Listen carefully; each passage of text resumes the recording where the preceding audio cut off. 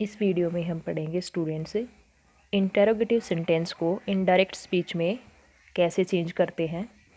सबसे पहले इसके रूल्स लर्न करते हैं, उसके बाद एग्जांपल्स पढ़ेंगे। रिपोर्टिंग वर्ब को आस्क्ड, इंक्वायर्ड ऑफ में चेंज करें। अगर इंक्वायर्ड ऑफ भी याद नहीं रहता तो अकेला आस्क्ड भी तुम लिख दोगे तो भी उससे भी काम चल जाएगा। सेकंड है, यदि वाक्य हेल्पिंग वर्ब से शुरू होता है तो कंजक्शन इफ़ या वेदर का प्रयोग करें। जो इंटरोगेटिव सेंटेंसेस होते हैं स्टूडेंट्स, वो तुम्हें याद भी होगा या फिर नहीं याद है तो मैं जैसे ही बताऊंगी तुम्हें समझ में आ जाएगा। वो दो तरह के होते हैं। दो कौन कौन से? एक तो हेल्पिंग वर्ब से शुरू होते हैं, जैसे मैं तुम्हें एग्जांपल दूं, डू यू नो मी। ये डू से शुरू हुआ और डू क्या है? Helping verb. इसमें क्वेश्चन पूछा गया ना, क्या तुम मुझे जानते हो। और अगर हेल्पिंग वर्ब से शुरू होता है तो स्टूडेंट्स इसमें एक कंजक्शन का प्रयोग होगा।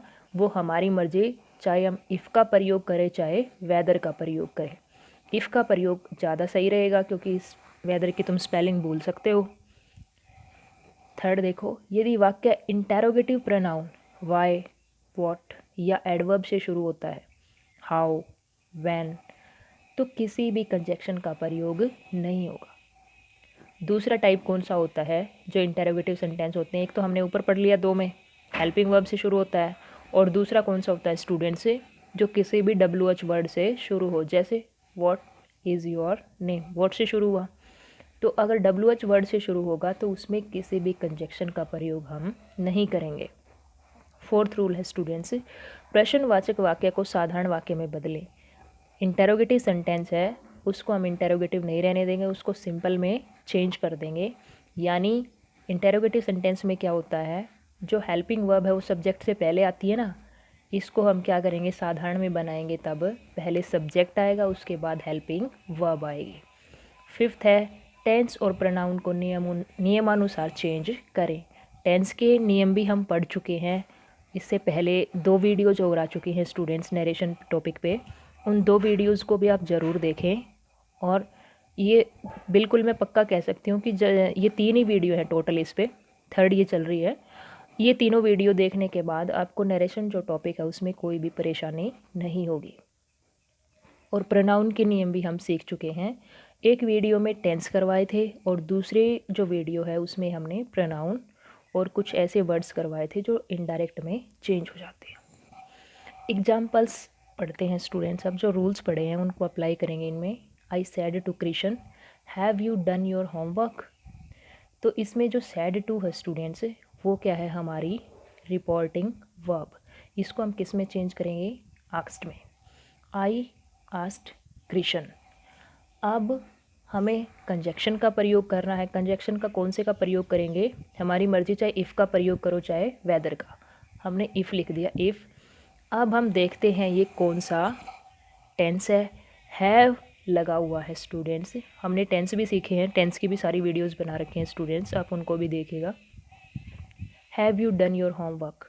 हैज़ और हैव प्लस वर्ब की थर्ड फॉर्म कौन से टेंस में आते हैं? प्रेजेंट परफेक्ट में। और प्रेजेंट परफेक्ट टेंस किस में चेंज हो जाता है नरेशन में? पास्ट परफेक्ट में। पास्ट परफेक्ट में हम इसको बनाएंगे और इसको सिंपल बनाएंगे स्टूडेंट्स। इंटेरोगेटिव से किस में चेंज कर देंगे? सिंपल में। तो क्या बनेगा? He had done his homework. Next example है, I said to Mohan, where is your school. I asked Mohan.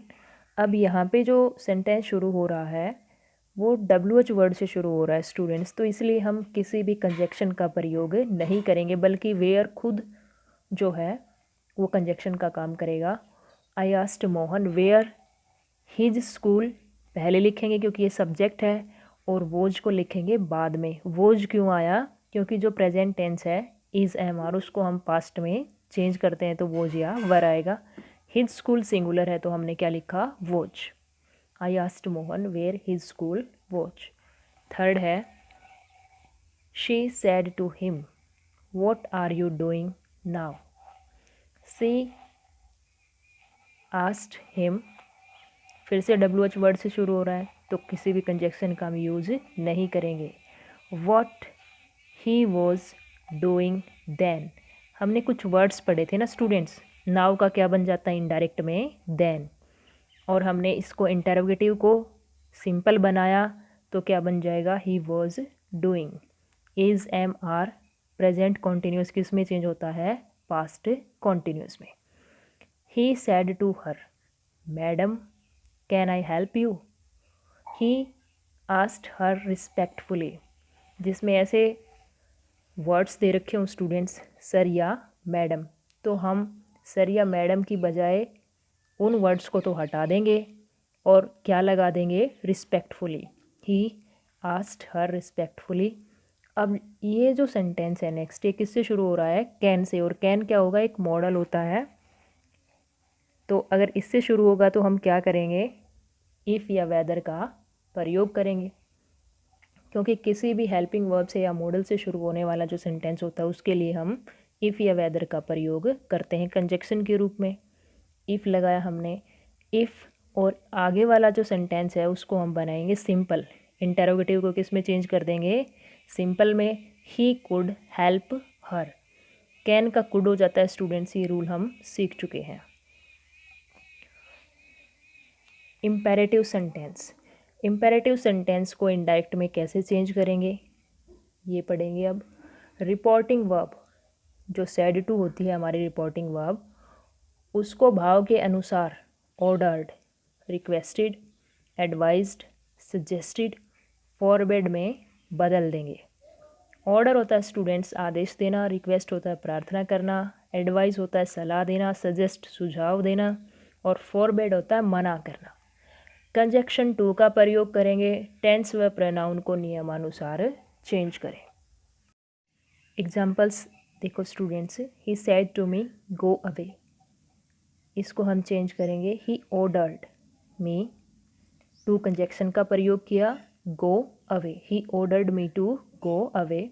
Second देखो, I said to him please don't smoke, ये जो वर्ड है प्लीज़ ये क्या दिखाता है, रिक्वेस्ट को, तो हम सेड टू है उसको किस में चेंज कर देंगे, रिक्वेस्टेड में। I requested him to not smoke, helping verb नहीं लगाते स्टूडेंट्स, हेल्पिंग वर्ब साथ में नहीं लगेगी, अकेला क्या आएगा, नॉट स्मोक। थर्ड देखो, the doctor said to the patient take this medicine. The doctor, अब डॉक्टर है वो एडवाइस ही देता है ना पेशेंट को, रोगी को। The doctor advised the patient to take, this का किस में चेंज हो जाता है स्टूडेंट्स, दैट में। हमने कुछ ये वर्ड सीखे थे इससे पहले वाली वीडियो में, दिस का किस में चेंज हो जाता है, दैट में, to take that medicine. Next है एक्सक्लेमेटरी सेंटेंस। एक्सक्लेमेटरी सेंटेंस बहुत आसान होते हैं, इसमें हमें कुछ वर्ड्स याद रखने पड़ते हैं स्टूडेंट्स। अगर सैड प्लस अल्लास दे रखा हो, अल्लास एक ऐसा वर्ड है स्टूडेंट्स जो किसको दिखाता है, दुख को, तो ये किस में चेंज हो जाएगा, इनडायरेक्ट स्पीच में, एक्सक्लेम्ड विद सोरो में।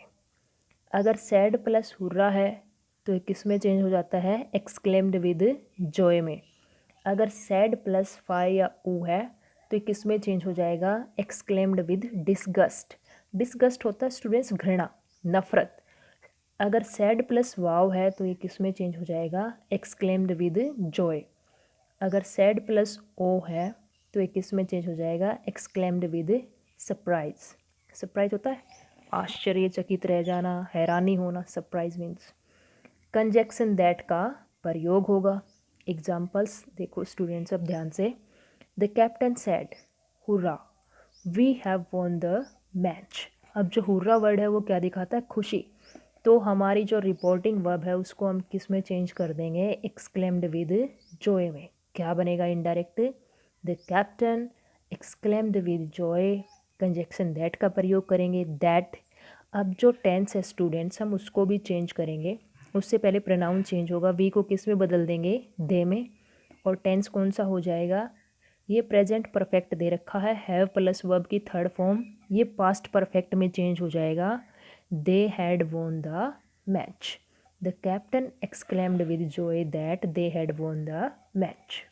Second example, she said how beautiful is the rain. इसमें जो रिपोर्टिंग वर्ब है स्टूडेंट्स वो एक्सक्लेम्ड विद जॉय में चेंज होगा, क्योंकि इसमें कहा गया है how beautiful is the rain, बारिश कितनी सुंदर है। तो ये खुशी में ही कही गई है ये बात। She exclaimed with Joy. फिर कंजक्शन दैट का प्रयोग किया। द रेन सब्जेक्ट है इसलिए पहले लिखा द रेन, और इज किस में चेंज हो जाएगा, वॉज में, पास्ट टेंस में चेंज हो जाता है ना, वॉज वेरी ब्यूटीफुल। नेक्स्ट है ऑप्टेटिव सेंटेंस। पहला रूल है रिपोर्टिंग वर्ब को विश्ड या प्रेड में बदलें। दूसरा है कंजक्शन दैट का प्रयोग होगा, और थर्ड है टेंस व प्रोनाउन नियमानुसार चेंज होंगे या बदलें। पहला एग्जाम्पल देखो, he said may God bless you. He prayed, reporting verb said है, इसको किस में चेंज किया, प्रेड में। दैट कंजक्शन लगाया, ही प्रेड दैट। अब ये देखो स्टूडेंट्स, इसमें जो सब्जेक्ट है वो गॉड है और मे उससे पहले। इस तरह के जो सेंटेंस होते हैं उसमें हमेशा मे पहले ही आता है, लेकिन जब हम इसको इनडायरेक्ट में चेंज करेंगे स्टूडेंट्स, तो पहले सब्जेक्ट होगा, बाद में जो मे का माइट चेंज हो जाएगा वो आएगा, बाद में वर्ब की फर्स्ट फॉर्म और बाद में ऑब्जेक्ट। जैसे इसका क्या बनेगा, he prayed that God might bless me.